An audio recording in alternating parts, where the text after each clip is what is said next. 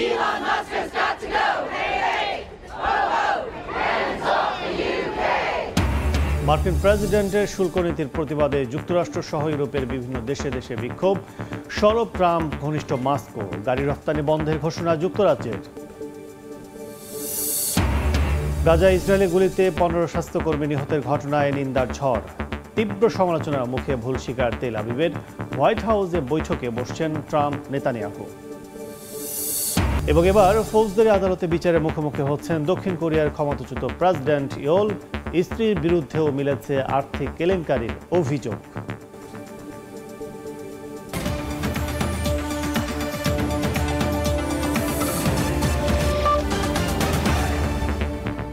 আন্তর্জাতিক সময়ের সঙ্গে আছে আমি কাজল আব্দুল্লাহ।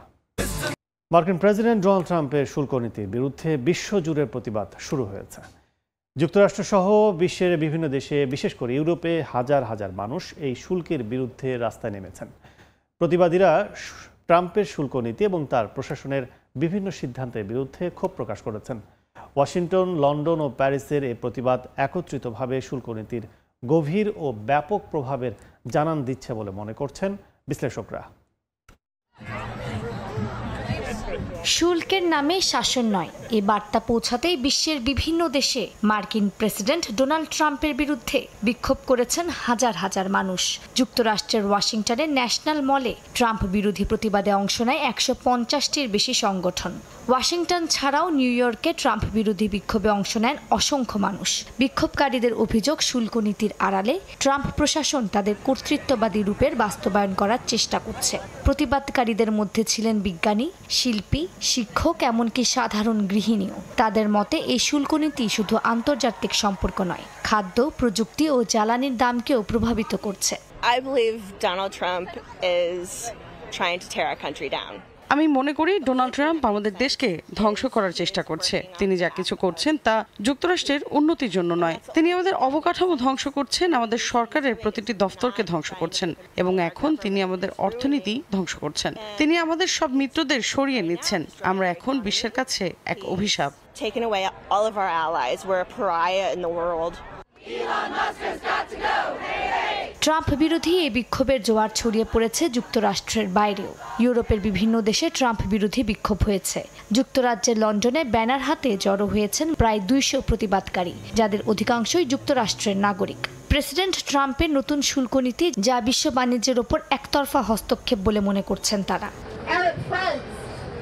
একই দিনে প্যারিসের রাস্তায়ও দেখা গেছে শত শত মানুষকে। তারা জানান ট্রাম্পের শুল্ক আরোপের সিদ্ধান্ত কেবল যুক্তরাষ্ট্রের জন্যই নয়, বরং ইউরোপের অর্থনীতির জন্যও ধ্বংসাত্মক। জার্মানির ফ্রাঙ্কফুর্ট ও বার্লিনেও একই রকম প্রতিবাদ হয়েছে। তবে সমালোচনার বিপরীতে ট্রাম্পের সমর্থকরা বলছেন এই পদক্ষেপ প্রয়োজনীয় ছিল। যুক্তরাষ্ট্রকে আবার স্বনির্ভর করতে চান ট্রাম্প, এমনটাই দাবি তাদের। বিশ্বজুড়ে যখন সহনশীল বাণিজ্য নীতির প্রয়োজন, তখন যুক্তরাষ্ট্রের একতরফা শুল্ক আরোপ নতুন বিভাজনের সূত্র হয়ে দাঁড়াচ্ছে বলে মনে করছেন বিশ্লেষকরা। ট্রাম্পের এই নীতির প্রতিবাদ তাই শুধু রাজনৈতিক নয়, বরং এক বৈশ্বিক প্রতিরোধে রূপ নিতে পারে বলে শঙ্কা প্রকাশ করেন তারা। মালিহা সুহরাওয়ার্দী, সময় সংবাদ। যুক্তরাষ্ট্রে 25% শুল্ক আরোপের কারণে জাগুয়ার ল্যান্ড রোভার তাদের গাড়ির রপ্তানি আপাতত বন্ধ করে দেওয়ার ঘোষণা দিয়েছে। ইলন মাস্কও শুল্ক নীতির বিরুদ্ধে সরব হয়েছেন এবং যুক্তরাষ্ট্র ইউরোপের মধ্যে শূন্য শুল্ক ব্যবস্থা প্রতিষ্ঠার আহ্বান জানিয়েছেন। কম শুল্কের পরিবর্তে আরও মুক্ত বাণিজ্যের আহ্বান জানান মাস্ক। শনিবার থেকে সব পণ্যে 10% ওয়েজলাইন শুল্ক নেওয়া শুরু করেছে ওয়াশিংটন। এমন পরিস্থিতিতে যুক্তরাষ্ট্রের নাগরিকদের ধৈর্য ধরার আহ্বান জানিয়েছেন মার্কিন প্রেসিডেন্ট ডোনাল্ড ট্রাম্প। যুক্তরাষ্ট্রের প্রেসিডেন্ট হিসেবে ক্ষমতা গ্রহণের পরেই ডোনাল্ড ট্রাম্প বলেছিলেন শুল্ক আরোপ শব্দকোষের সবচেয়ে সুন্দর শব্দ। সেই বক্তব্যের ধারাবাহিকতায় একের পর এক দেশ পণ্যের শুল্ক আরোপ করে যাচ্ছেন। গেল বুধবার যুক্তরাষ্ট্রে আমদানি করা সব গাড়ির ওপরও 25% শুল্ক আরোপ করেন মার্কিন প্রেসিডেন্ট। বাড়তি শুল্ক আরোপের পর দেশটিতে গাড়ির সব চালান স্থগিত করার ঘোষণা দিয়েছে যুক্তরাজ্য ভিত্তিক গাড়ি নির্মাতা প্রতিষ্ঠান জাগুয়ার ল্যান্ড রোভার। প্রতিষ্ঠানটি বলছে এ সময় তারা বাণিজ্যের নতুন শর্তাবলী মোকাবিলা নিয়ে কাজ করবে। জাগুয়ার অ্যান্ড রোভার অটোমেটিভের পক্ষ থেকে এক বিবৃতিতে জানানো হয়, যুক্তরাষ্ট্র তাদের অন্যতম গুরুত্বপূর্ণ বাজার হলেও তারা নতুন শুল্ক নীতির সাথে তাল মিলিয়ে দীর্ঘমেয়াদী পরিকল্পনা পুনর্মূল্যায়ন করবে। এদিকে টেসলা প্রতিষ্ঠাতা ইলন মাস্কও ট্রাম্পের শুল্ক নীতির বিরুদ্ধে অবস্থান নিয়েছেন। যুক্তরাষ্ট্র এবং ইউরোপের মধ্যে শূন্য শুল্ক ব্যবস্থা থাকা উচিত বলে মনে করেন মাস্ক। শুল্ক আরোপের কারণে টেসলার বাজার মূল্য বিপদে পড়তে পারে বলে আশঙ্কা প্রকাশ করেছেন তিনি। শনিবার থেকে সব আমদানিকৃত পণ্যের ওপর 10% বেজলাইন শুল্ক সংগ্রহ শুরু করেছে যুক্তরাষ্ট্র। যুক্তরাষ্ট্রের শেয়ার বাজারের ব্যাপক দরপতন হয়েছে। 2020 সালের পর সবচেয়ে খারাপ সপ্তাহ পার করেছে মার্কিন শেয়ার বাজার। এমন পরিস্থিতিতে যুক্তরাষ্ট্রের নাগরিকদের ধৈর্য ধরার আহ্বান জানিয়েছেন ডোনাল্ড ট্রাম্প। এখন প্রতিকূল পরিস্থিতি তৈরি হলেও এর ফলাফল ঐতিহাসিক হবে বলে আশ্বাস দিয়েছেন তিনি। যুক্তরাজ্য এবং ফ্রান্স সহ শতাধিক দেশ এই শুল্কের প্রভাবের মধ্যে পড়েছে এবং দেশগুলোর নেতারা বলছেন যে কোনো মূল্যে এই পরিস্থিতি মোকাবিলা করতে হবে। অন্যদিকে চীনের পররাষ্ট্র মন্ত্রণালয় ডোনাল্ড ট্রাম্পকে শুল্ককে অস্ত্র হিসেবে ব্যবহার না করার হুঁশিয়ারি দিয়েছে। মালিহা সৌরওয়ার্দী, সময় সংবাদ। আন্তর্জাতিক সময় আর থাকছে। 3 দিনের রাষ্ট্রীয় সফরে শ্রীলঙ্কায় নরেন্দ্র মোদী। প্রতিরক্ষা, জ্বালানি, অর্থনৈতিক খাত মজবুত করার লক্ষ্য বলছে গণমাধ্যম। কয়েকটি সমঝোতা চুক্তি সই।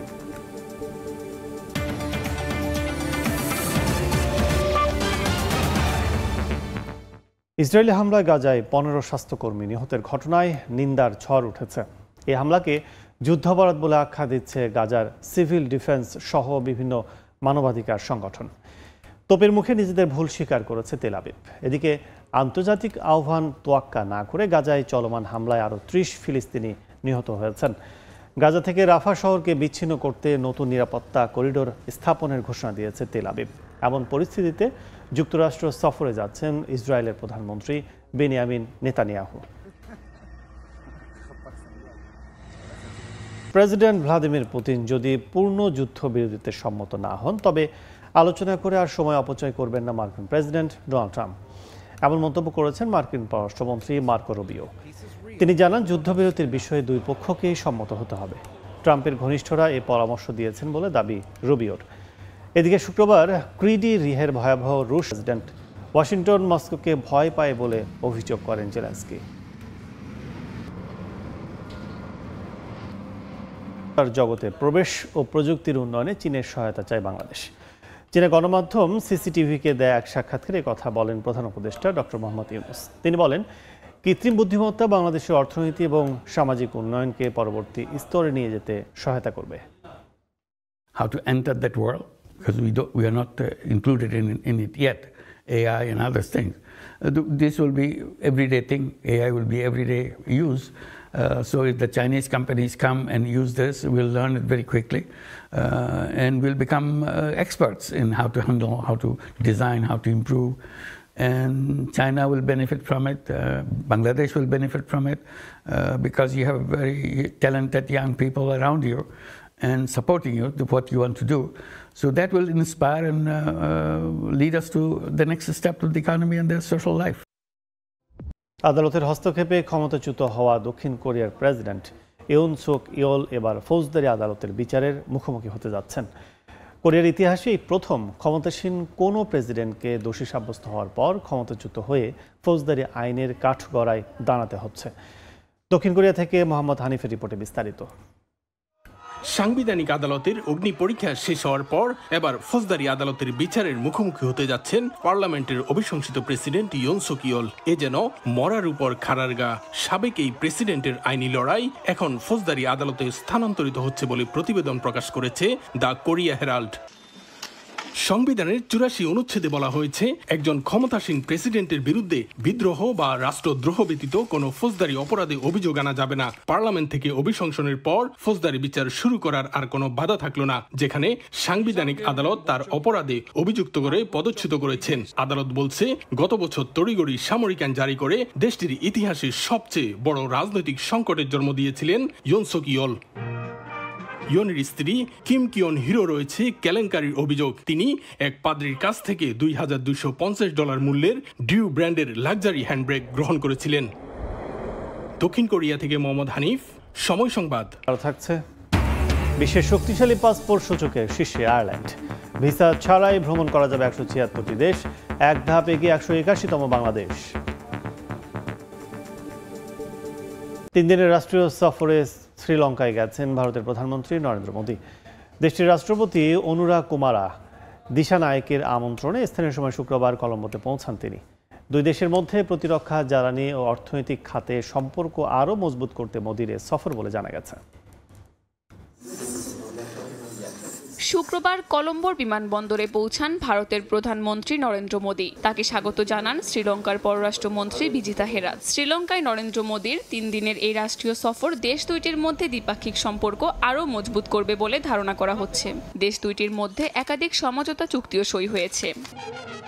শনিবার কলম্বোর ঐতিহাসিক ইন্ডিপেন্ডেন্স স্কয়ারে রাষ্ট্রীয় মর্যাদায় মোদীকে স্বাগত জানান শ্রীলঙ্কার president Anura Kumara Dissanayake. Guard of honour ও 21টি তোপধ্বনির মাধ্যমে সম্মান জানানো হয় ভারতীয় প্রধানমন্ত্রীকে। সফরের দ্বিতীয় দিন প্রেসিডেন্ট অনুরা কুমারা দিশানায়েকের সঙ্গে দ্বিপাক্ষিক বৈঠক করেন প্রধানমন্ত্রী মোদী। প্রেসিডেন্টের সচিবালয়ে দ্বিপাক্ষিক বৈঠকে বসেন এই দুই নেতা। আলোচনায় উঠে আসে প্রতিরক্ষা সহযোগিতা, সামুদ্রিক নজরদারি, জ্বালানি বিনিয়োগ ও ঋণ পুনর্গঠন। সীমান্তবর্তী জেলে সংকট নিয়েও উভয় নেতা আলোচনা করেন। দুই দেশের মধ্যে স্বাক্ষরিত হয়েছে, যার একটি ভারত, শ্রীলঙ্কা ও সংযুক্ত আরব আমিরাত, এই 3 দেশের মধ্যে ত্রিপাক্ষিকভাবে স্বাক্ষরিত।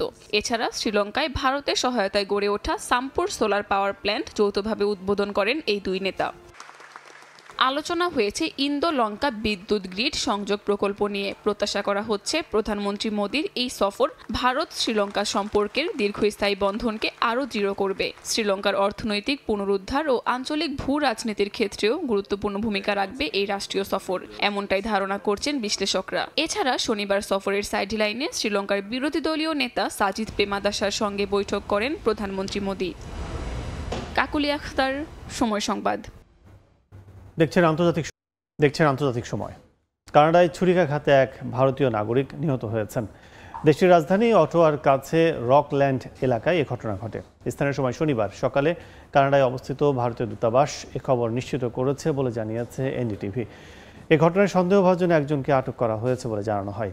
ঘটনার বিস্তারিত না জানালেও ভারতীয় দূতাবাস নিহতের পরিবারকে সম্ভাব্য সব ধরনের সহায়তা দিচ্ছে বলে জানা গেছে।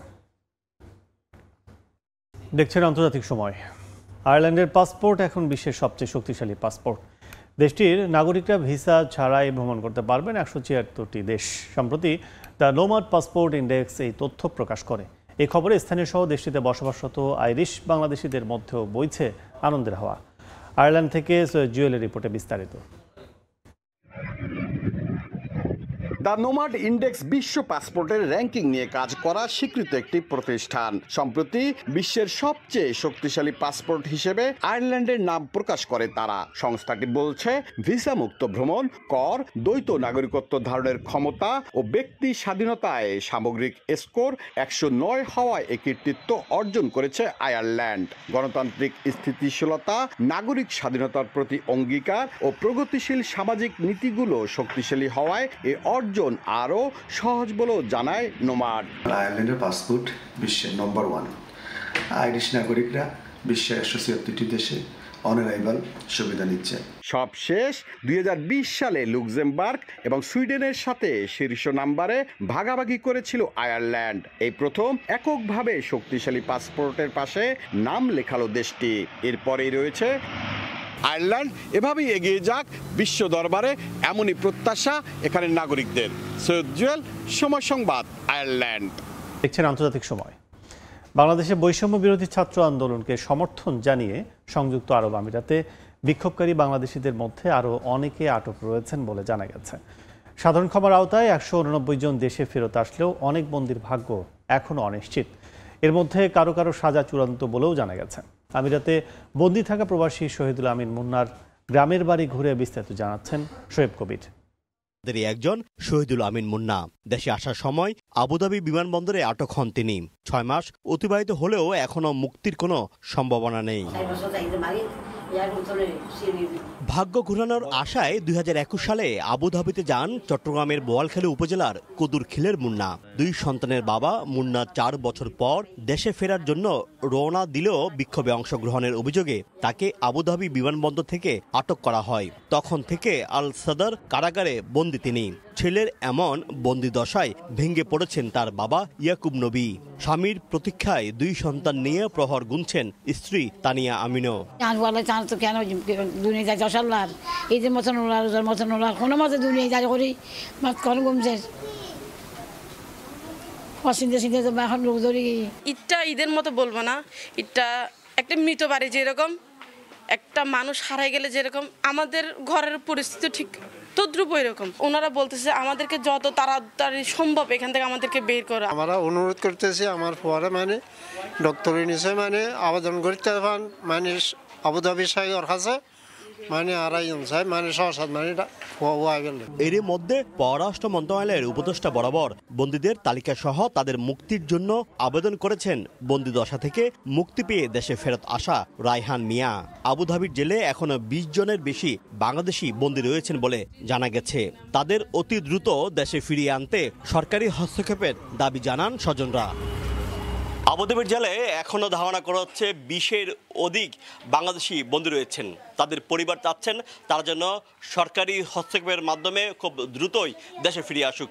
শোয়েব কবির, সময় সংবাদ, চট্টগ্রাম।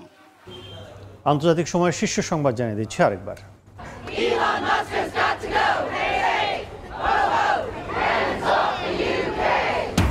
মার্কিন প্রেসিডেন্টের শুল্ক নীতির প্রতিবাদে যুক্তরাষ্ট্র সহ ইউরোপের বিভিন্ন দেশে বিক্ষোভ।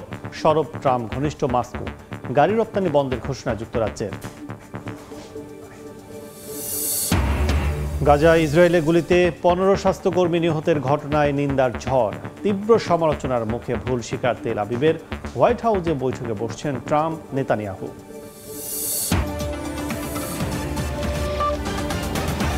এই ছিল আন্তর্জাতিক সময়।